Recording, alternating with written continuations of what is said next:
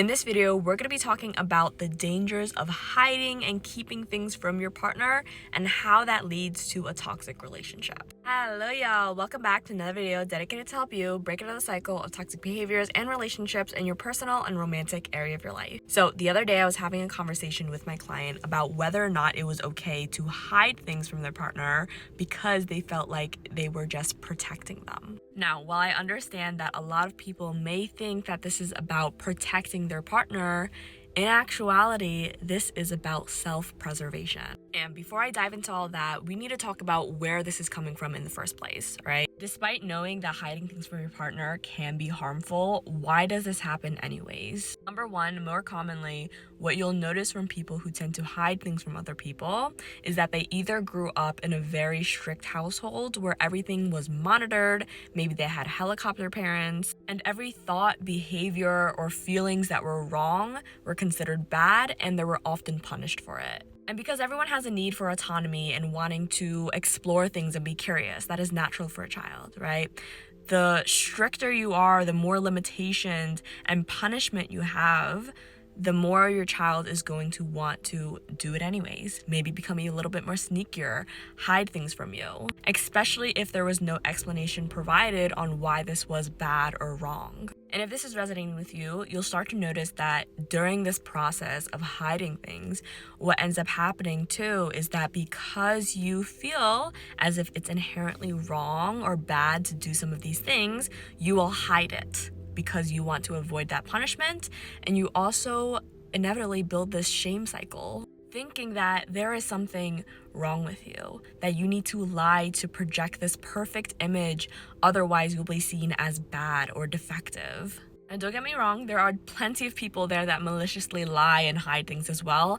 That's not what we're talking about. But if you are truly struggling with trying to overcome this feeling and this urge to hide and lie, not justifying this behavior whatsoever. If we do heal, there's a couple of internal narrative shifts that we need to accept, and we also want to get to the root of the issue, which is this wound of judgment and shame. And so taking into consideration where this has come from, how it's manifesting in your relationship now is that same wound comes up, and whenever you feel like there's something wrong, you want to hide that from your partner because you don't want to be seen as bad. You don't want to be seen as wrong because that wound is so deep, and because of the shame that's coming up, you would rather avoid the pain than actually speak up and face the consequences. Now, this might be a little bit harsh to hear, but the truth is, this is not about protecting the other person.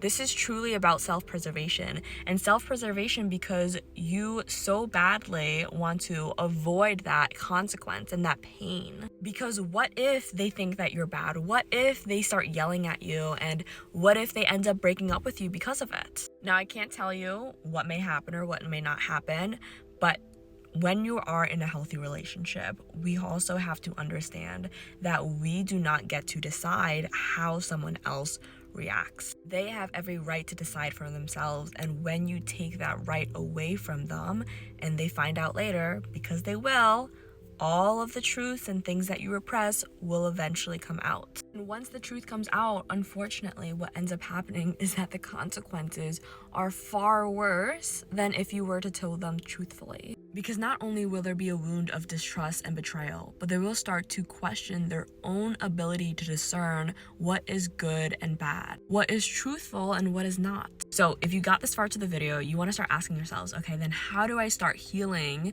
this wound of judgment and shame within myself? First, we want to introduce self-compassion. We want to start questioning, what standard am I holding myself to? Is it in a standard of impossible perfection? And if it is, how can I be a bit more gentle with myself, offer myself some grace? And then number two, we want to start getting comfortable with conflict. If you are trying to build a healthy relationship, you need to be comfortable navigating conflict and uncomfortable emotions. Instead of constantly running away and going into your autopilot coping mechanism with withdrawing or silence or, trying to pretend that nothing's wrong. Start being comfortable feeling these uncomfortable emotions, sitting with your own uncomfortable emotions and navigating it through. Knowing that it is okay to sit with those uncomfortable emotions of feeling sad and bad, but it doesn't mean that you are bad. Once you start to build this muscle of feeling uncomfortable with your emotions, then you can start transitioning into allowing yourself to feel uncomfortable